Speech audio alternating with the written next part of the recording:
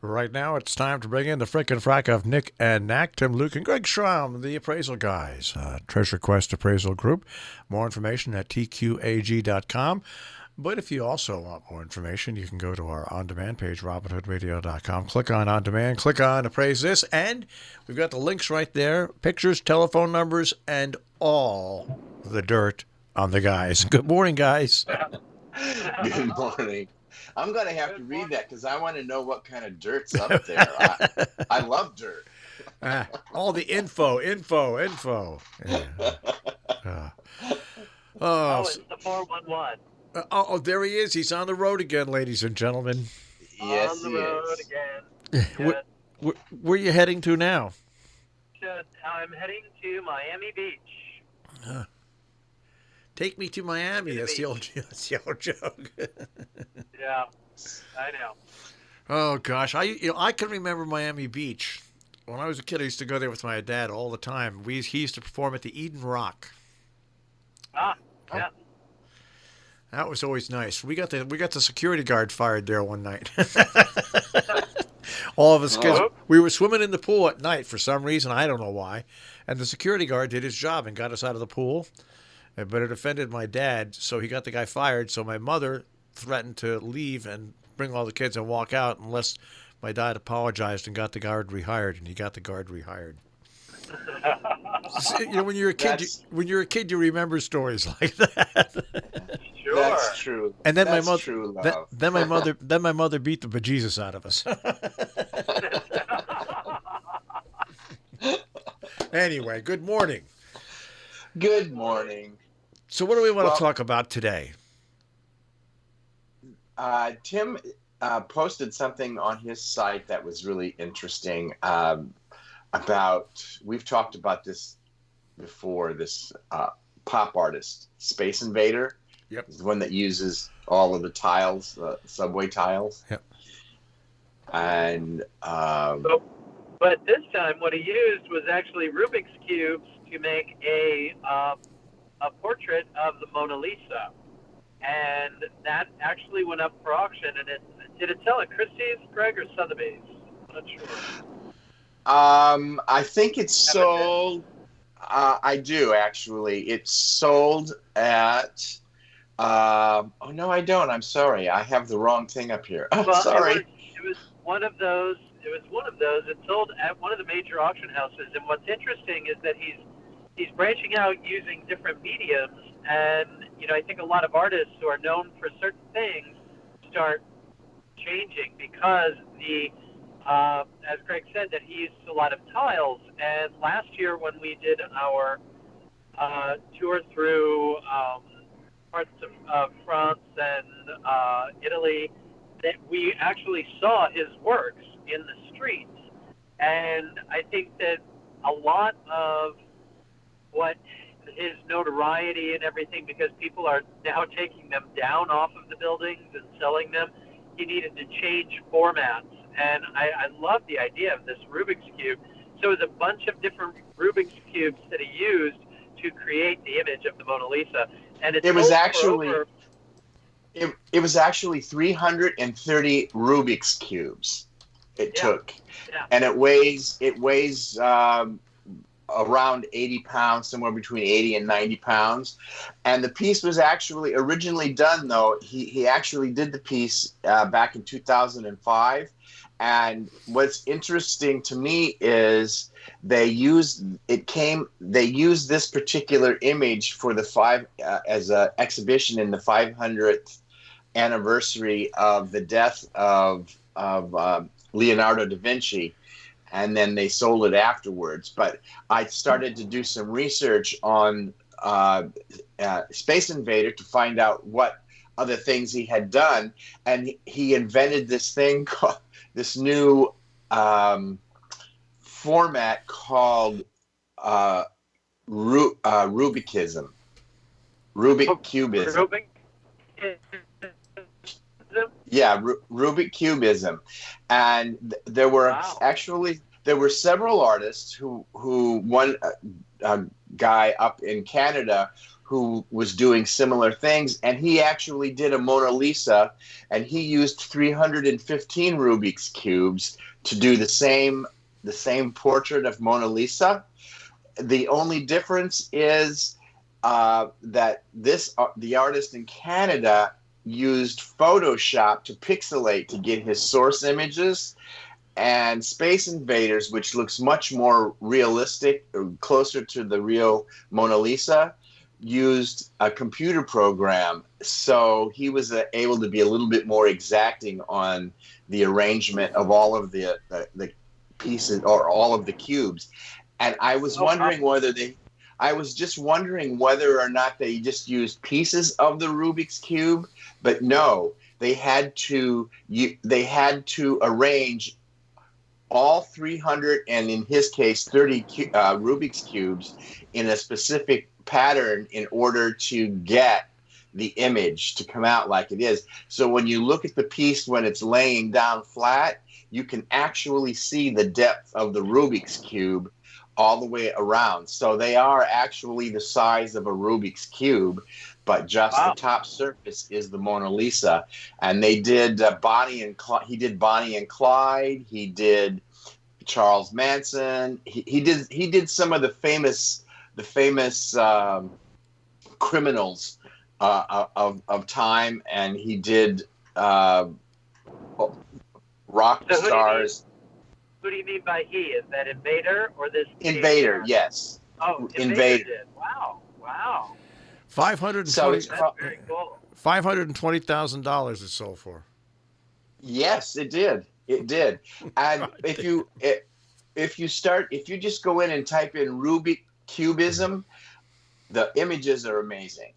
And it's really fun to look at and to read some of the articles about it, because it became it was a combination of, have you ever seen the portrait of Sunday in the Park with George, where he does all the little dots? Yeah. It's a combination of that, and it's a combination of Picasso. It's a combination of several other artists, and he came up with this entire new format for Cubism, and it's a great play on words as well. Yeah, it gives a whole new meaning, and also pop culture because of the Rubik's Cube itself being used as the medium, which is really interesting. Wow. Well, so that was a fun thing to research for today. $520,000. Wow. Yeah. I know. Yep. The question that I have is, I wonder, I would like to see the process, because, how he had to set the Rubik's Cubes up. Did he have 330 of them, and he just started playing with them until he got the one of the green pieces in the right spot? I mean, I can't imagine how long it took to do this. Now, see, here's the part of me that's bad. I would tend to think that he would entered all the information about a Rubik's Cube into a computer, and come back with data that would tell him where to place those things. Well, I'm sure that's probably what. Right, I'm sure it's probably what happened, and that's probably the reason that if you look at the two pieces, the one from the artist in Toronto, and then the one with Space Invader side by side, you can see that Space Invaders, which was done by not done, but it was let's just say pre-sketched out, I guess, by the computer, was far right. It was far more accurate. And the interesting thing about these sort of things is when you look at it close, it doesn't look like anything, but the human eye and the brain are wired to, when you stand back, the ability of the human brain to identify faces is it's just how we're wired to easily recognize faces. So when you step back, that's what he's using, is that perspective and that depth. But also because he did so much work with the tiles prior and putting those designs together and putting them on buildings and getting the size and proportion and colors together, I hate drivers on 95. Sorry. All of that, I think, really played into his really stepping it up with the Rubik's Cube, where you only have a limited palette and number of colors, and here's how do we make this work. And I'm sure that that's where the computer helped to generate a sharper image. Well, the other thing is the original Mona Lisa is only 2.5 feet by a little over 1.5 feet, and the measurements for the Rubik's Cube Mona Lisa is 3 by 4. So it's significantly, it's twice as big. Right. So I found that kind of fun. You know, you bring up an interesting point about the size of the Mona Lisa, because I know somebody who had a Picasso hanging in his apartment in New York, and when I saw it, I was gobsmacked about how small it was and what it was worth. Oh yeah, it was worth like $20 million, and it was really small. I said, wow. Yeah, well, like a postage stamp. True story here. First time I went to Paris, I was so excited to go to the Louvre because I wanted to see the Mona Lisa. So, and this was back in the 70s when you could get really, really close to the art. And so we're going through and there's a line. And so we go into the gallery, and I keep looking around for this masterpiece, and all of a sudden to my right I look, and there is this postage stamp size painting of the Mona Lisa, and I was like so disappointed. I was so disappointed in the size, and it was nothing like I had built it up in my head to imagine what it was.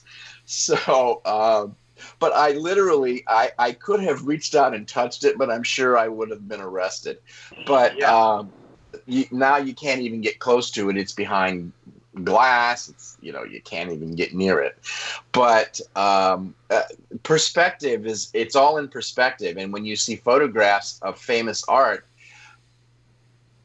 we perceive it differently than it is by seeing it in person. And this goes back to a comment that Jill had made many times on the show when she was talking about there's nothing like going and seeing something in a museum rather than seeing it on the computer. And that goes for not only paintings but statues, any form of art. If you cannot grasp the size of something or the grandeur of something by seeing it in a photo, you just can't.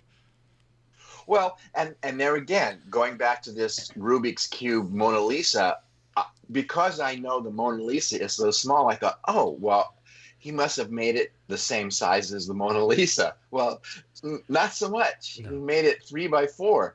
So that would, I would have been happy if the Mona Lisa was 3 by 4. So much happier. But, and that's a true story. I was like so disappointed when I saw the Mona Lisa for the first time. It was just such a letdown. All right. So now, before we say goodbye, where are you going to? You doing another job in Miami today?